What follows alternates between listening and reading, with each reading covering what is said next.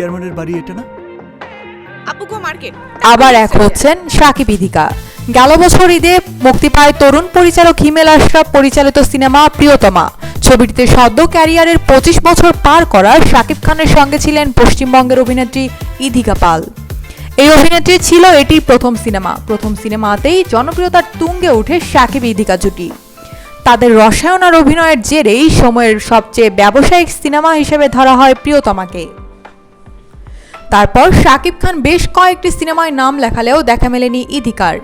কথাবার্তা আর আলোচনাতেই সীমাবদ্ধ ছিল। তবে শাকিবের বিপরীতে না হলেও কবি নামের এক সিনেমায় শরীফুল রাজের বিপরীতে অভিনয় করেছেন ইদিকা পাল। খুব দ্রুতই তাদের রসায়ন দেখবেন দর্শক।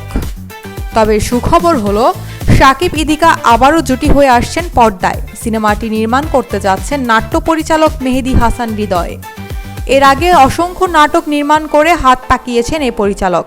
এবার সেই পাকা হাতেই নির্মাণ করতে যাচ্ছেন সিনেমাটি। এরই মধ্যে প্রস্তুতি নেওয়া শেষ হয়েছে, চুক্তিও। জানা গেছে আগামী মাসের শুরুতেই ভারতের রামোজিতে শুরু হচ্ছে শুটিং। একটানা শুটিং শেষ হবে বলে জানিয়েছে নির্ভরযোগ্য সূত্র।